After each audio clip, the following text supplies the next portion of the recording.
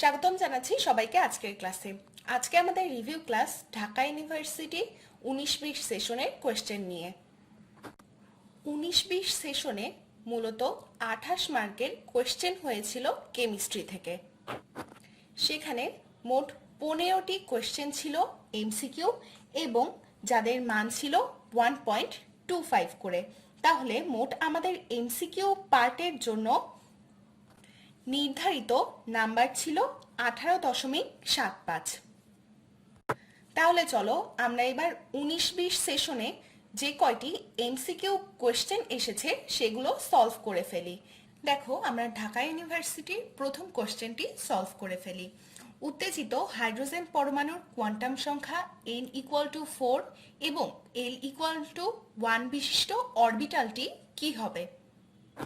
আমরা জানি যে n হচ্ছে প্রধান কোয়ান্টাম সংখ্যা। তাহলে আমরা দেখি যে n যদি 4 হয় তাহলে l কি হবে।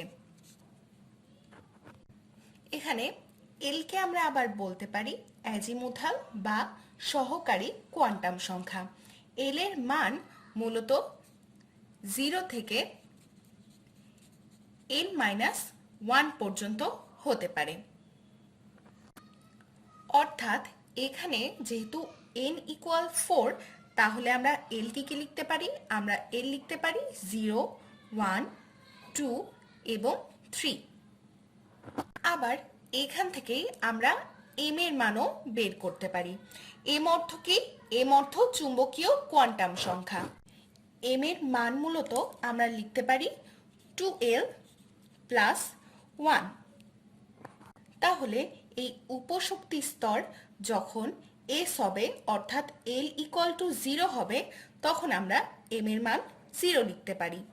আবার যখন 1 হবে অর্থাৎ p এর জন্য আমরা লিখতে পারি m এর মান 1, 0 এবং -1। আবার যখন 2 হবে আমরা কি লিখতে পারি? -2, -1, 0, +1, +2। আবার 3 হলে আমরা সেখানে কি লিখতে পারি? -3, -2, -1, 0, +1, +2 এবং +3। তাহলে আমরা বলতে পারি যে যখন n=4 হবে এবং l=1 হবে তখন সেটা p অরবিটাল হবে, কারণ এখানে 3টি উপশক্তি স্তর রয়েছে। তাহলে সঠিক উত্তর হবে p অরবিটাল। দেখো, নেক্সট কোয়েশ্চেনে আমাদের এই দেয়া দুইটি যৌগের ম্যাঙ্গানিজ ও আয়রনের জারণ সংখ্যা বের করতে হবে। তাহলে আমরা কিভাবে জারণ সংখ্যা বের করতে পারি? প্রথমে আমরা যৌগটি লিখে নিব। আমরা জানি এক্ষেত্রে বেরিয়ামের জারণ সংখ্যা +2। যেহেতু ম্যাঙ্গানিজের জারণ সংখ্যা বের করতে হবে আমরা এখানে x ধরে নিতে পারি। এরপরে আমরা আয়রনের জন্য কি ধরতে পারি? আয়রনের জন্য ধরতে পারি -1 এবং যেহেতু 4টি রয়েছে তাই এখানে আমরা 4 গুণ দিতে পারি এবং পুরোটুকুকে আমরা 0 ধরতে পারি। তাহলে এবার ক্যালকুলেশন করলে আমরা দেখব এখানে +2 হয়। x আমরা ধরেছিলাম ম্যাঙ্গানিজকে, তাহলে ম্যাঙ্গানিজের এখানে জারণ সংখ্যা হবে +2। আমরা এর পরের যৌগটি জারণ সংখ্যা বের করি। দেখো, আমাদের এই যৌগটি মূলত প্রশ্নে দেয়া ছিল। এখানে আমাদের আয়রনের জারণ সংখ্যা বের করতে হবে। তাহলে আমরা জানি যে লিথিয়ামের ক্ষেত্রে জারণ সংখ্যা কি হবে? +1 × 2, যেহেতু দুইটি লিথিয়াম রয়েছে, এবং ম্যাগনেসিয়ামের ক্ষেত্রে 2। আমরা আয়রনকে x ধরে নিব কারণ এটি আমাদেরকে বের করতে হবে, এবং ফ্লোরিনের ক্ষেত্রে আমরা লিখব -1 × 6 কারণ এখানে 6টি ফ্লোরিন রয়েছে। এবার আমরা যদি মোট ক্যালকুলেশন করি তাহলে আমরা পাবো +2।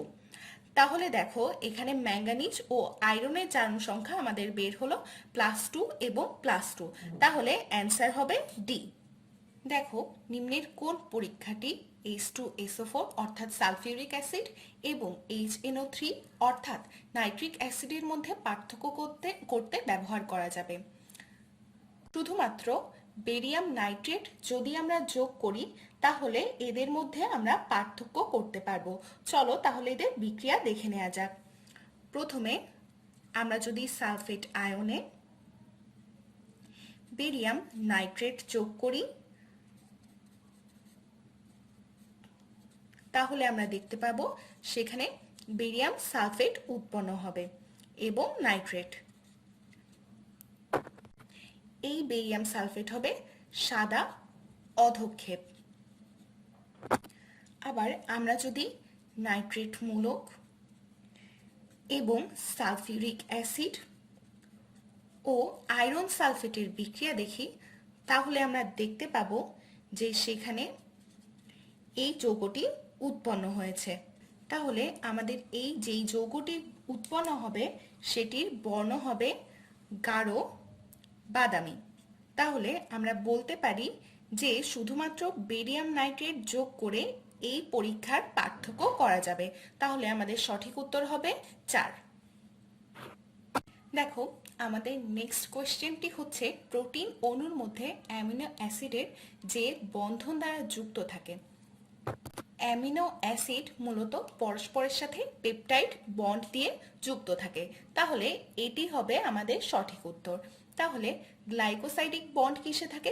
গ্লাইকোসাইডিক বন্ড মূলত থাকে গ্লুকোজের ক্ষেত্রে এবং মেটালের ক্ষেত্রে থাকবে মেটালিক বন্ড এবং হাইড্রোজেনে মূলত থাকে হাইড্রোজেন বন্ড। তাহলে গ্লাইকোসাইডিক থাকে গ্লুকোজে, পেপটাইড থাকে প্রোটিনের ক্ষেত্রে অর্থাৎ অ্যামাইনো অ্যাসিডের ক্ষেত্রে, হাইড্রোজেনে থাকছে হাইড্রোজেন বন্ড এবং মেটালিকে থাকবে মেটাল বন্ড। মেটাল অর্থ মূলত ধাতু, ধাতুর মধ্যে থাকছে ধাতব বন্ধন। দেখো আমাদের শুধুমাত্র এগুলোর বাংলা মিনিংগুলো জানলেই হচ্ছে না, এদের ইংলিশ টার্মগুলোও জানতে হবে, না হলে আমরা কোয়েশ্চেনের অ্যান্সার করতে পারবো না। তাহলে চলো আমরা নেক্সট কোয়েশ্চেনে যাই। এবার আমরা জৈব রসায়নের জ্যামিতিক সমানতা থেকে একটি কোয়েশ্চেন সলভ করে ফেলি। দেখো নিম্নের কোন যৌগটি জ্যামিতিক সমানতা প্রদর্শন করে? এই প্রশ্ন সলভ করার আগে আমাদের প্রথমে জ্যামিতিক সমানতার শর্ত জানতে হবে। জ্যামিতিক সমানতার প্রথম শর্ত, সেখানে দ্বিবন্ধন থাকবে কার্বন কার্বনের মধ্যে এবং সেখানে সাধারণত এই সংকেতযুক্ত প্রতিস্থাপিত অ্যালকেন থাকতে হবে। তাহলে চলো আমরা প্রশ্নটি সলভ করে ফেলি। দেখো প্রথমে আমরা দেখছি যে এই অপশনে কোনো দ্বিবন্ধন নেই, তাই অবশ্যই এটি জ্যামিতিক সমানতা প্রদর্শন করবে না। আমরা এর পরের অপশনে যাই। বি অপশনে দেখো কার্বন কার্বন দ্বিবন্ধন রয়েছে এবং এখানে হাইড্রোজেন ও হাইড্রোজেন রয়েছে, এরপরে রয়েছে হাইড্রোজেন ও CH3। যেহেতু এখানে কার্বনে একই পাশে দুইটি হাইড্রোজেন রয়েছে তাই এটিও জ্যামিতিক সমানতা প্রদর্শন করবে না। আবার সি এর ক্ষেত্রেও আমরা কোনো দ্বিবন্ধনের অস্তিত্ব দেখছি না, তাহলে আমাদের শেষ থাকে ডি। ডি এর ক্ষেত্রে দেখো কার্বন কার্বন দ্বিবন্ধন রয়েছে এবং সেখানে হাইড্রোজেন ও CH3 রয়েছে, আবার হাইড্রোজেন এবং CH3 রয়েছে, অর্থাৎ এখানে কার্বনের দুটি হাতে ভিন্ন ভিন্ন মূলক রয়েছে এবং এখানেও সেম। তাহলে শুধুমাত্র ডি যৌগটি জ্যামিতিক সমানতা প্রদর্শন করবে, তাহলে আমাদের অ্যান্সার হবে ডি। নেক্সট কোয়েশ্চেনে দেখো আর্দ্র বাতাসের সংস্পর্শে ক্যালসিয়াম কার্বাইড কোন যৌগ উৎপন্ন করে? আমরা তাহলে ক্যালসিয়াম কার্বাইড এবং আর্দ্র বাতাসের বিক্রিয়াটা দেখে নিই। ক্যালসিয়াম কার্বাইড এবং আর্দ্র বাতাস অর্থাৎ পানি, তাহলে এখানে কি উৎপন্ন হবে? ক্যালসিয়াম হাইড্রক্সাইড এবং উৎপন্ন হবে ইথাইন।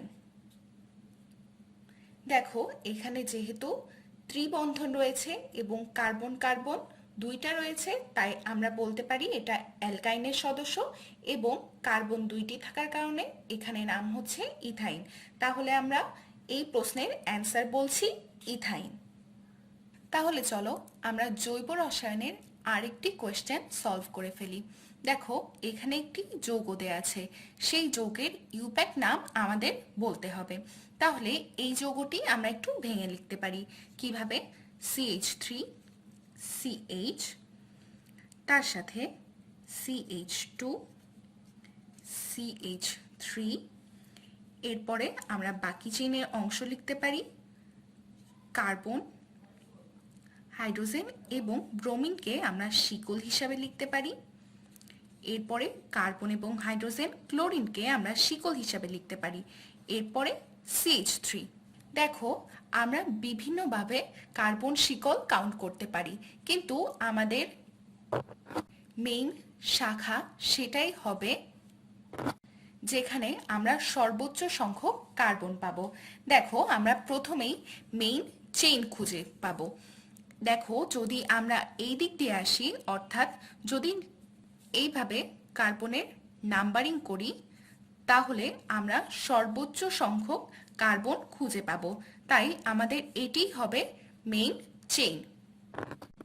মেইন চেইন হওয়ার পর দেখো 2-এ আসছে ক্লোরো এবং 3-এ আসছে ব্রোমো এবং 5-এ আসছে একটি মিথাইল মূলক। আমরা নামকরণের ক্ষেত্রে অ্যালফাবেটিক অর্ডার মেনে চলব। প্রথমে বি আসবে, এরপরে সি, এরপরে এম। তাই আমরা নামকরণ লিখতে পারি 3 ব্রোমো, 2 ক্লোরো, 5 মিথাইল এবং যেহেতু 7 কার্বনের চেইন তাই আমরা লিখতে পারি হেপটেন। তাহলে দেখো আমাদের সঠিক উত্তর হবে 3 ব্রোমো, 2 ক্লোরো, 5 মিথাইল হেপটেন। দেখো কার্বন মৌল হীরা ও গ্রাফাইটের ভিন্ন রূপ। যেটি সত্য নয় সেটি আমাদেরকে বের করতে হবে। উভয় কার্বন মৌল দ্বারা গঠিত, এটি অবশ্যই ঠিক আছে। হীরা ও গ্রাফাইটের সংকরণ sp3 ও sp2। এই sp3 সংকরণের কারণে হীরা বিদ্যুৎ পরিবাহী করতে পারে না, কিন্তু গ্রাফাইট বিদ্যুৎ পরিবহন করতে পারে। তাহলে আমরা বলতে পারি যে তাদের বিদ্যুৎ পরিবাহিতাও ভিন্ন। তাহলে এটিও ঠিক আছে, কিন্তু এদের দহন তাপ ভিন্ন। কারণ হীরকের ক্ষেত্রে যদি আমরা দেখি, তাহলে আমরা দেখব যে সেখানে দহন তাপ হবে ইকুয়াল টু -395.3 কিলোজুল পার মোল। কিন্তু এক্ষেত্রে যদি আমরা গ্রাফাইটের দেখি, গ্রাফাইটের ক্ষেত্রে দহন তাপ হবে -393.3 কিলোজুল পার মোল। তাহলে আমরা বলতে পারি যে এদের উভয়েরই দহন তাপ আলাদা। তাহলে এখানে লেখা রয়েছে উভয়ের দহন তাপ একই। এটি আমাদের ভুল অপশন, সত্য নয়, অর্থাৎ আমাদের ভুল অপশনটি দাগাতে হবে। তাহলে এটি হবে আমাদের রাইট অ্যান্সার। দেখো এমআরআই যন্ত্রের সাহায্যে মানবদেহের রোগ নির্ণয় করে কোনটি?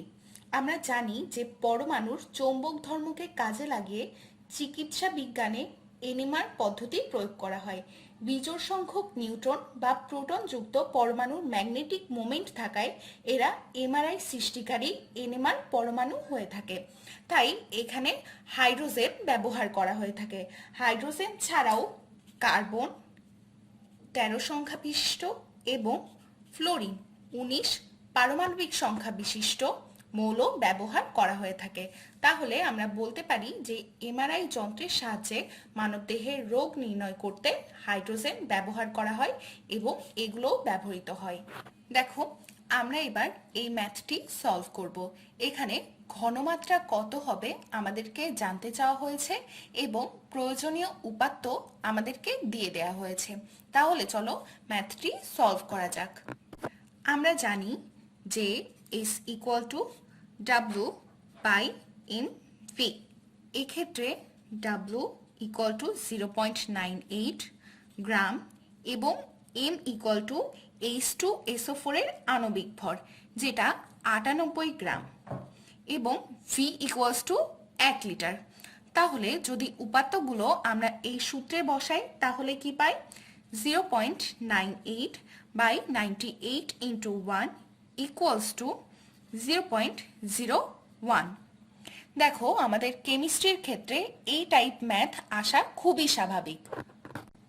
তেমনি ফিজিক্সের ক্ষেত্রেও আমাদের ম্যাথগুলো আসবে, সে সময় আমাদের কিছু শর্টকাট রুলস ব্যবহার করতে হবে, না হলে আমরা খুব কম সময়ের মধ্যে ম্যাথগুলো সলভ করতে পারবো না। তাই আমাদের হ্যাপি স্কুল থেকে ফিজিক্স শর্টকাট রুলস নিয়ে একটি বই প্রকাশিত হয়েছে এবং সেখানে অথর ছিলেন আমাদের নিজেদের ফিজিক্স ইনস্ট্রাক্টর। তাহলে তোমরা যারা অ্যাডমিশনের জন্য প্রিপেয়ার্ড হচ্ছ তারা অবশ্যই বইটি সংগ্রহ করে নাও। বইটি সংগ্রহ করার জন্য তোমরা কমেন্ট বক্সে দেয়া নাম্বারে যোগাযোগ করতে পারো। তাহলে দেখো এখানে আমাদের সঠিক উত্তর হবে 0.01 অর্থাৎ সি। 10.50 ml তরল পরিমাপ করতে কোনটি ব্যবহৃত হয়? দেখো এখানে কয়েকটি নাম দেয়া রয়েছে, পিপেট, বুরেট, মাপন সিলিন্ডার বা আয়তনিক ফ্লাক্স। এই 10.50 ml তরল পরিমাপ করতে দাগাঙ্কিত পিপেট ব্যবহার করা হয়, কারণ নির্ভুলভাবে পরিমাপের জন্য যন্ত্রগুলোর অগ্রাধিকার আমরা এভাবে দিতে পারি। প্রথমে আমরা পিপেট আনতে পারি, এরপরে বুরেট, এরপরে মাপন সিলিন্ডার। এগুলোর সাহায্যে আমরা তরল পরিমাপ করতে পারি।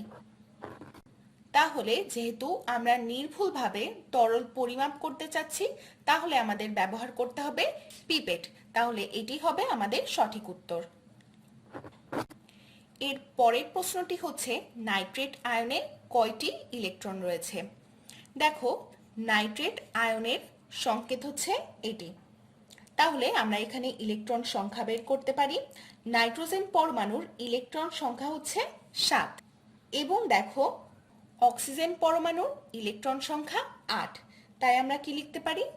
3 × 8, যেহেতু এখানে 3টি অক্সিজেন রয়েছে এবং এখানে একটি মাইনাস রয়েছে, অর্থাৎ এটি ইলেকট্রন গ্রহণ করেছে, তাহলে আমাদের +1 হবে।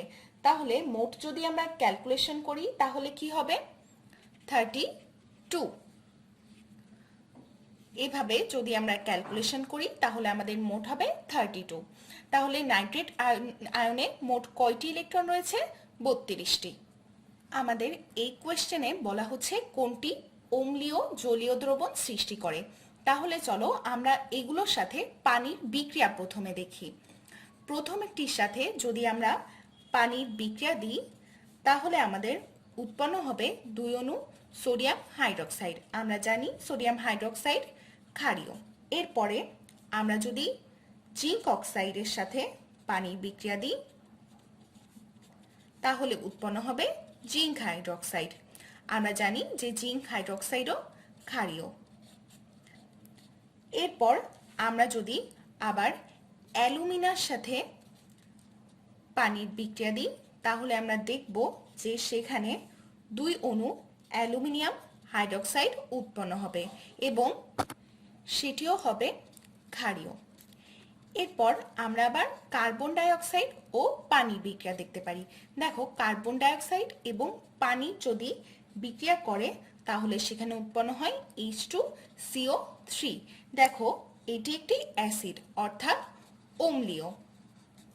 তাহলে আমাদের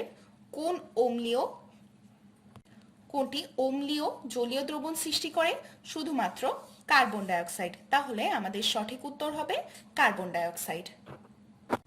তাহলে দেখো আজকে আমরা ঢাকা ইউনিভার্সিটির এই 18.75 মার্কস নিয়ে আলোচনা করলাম।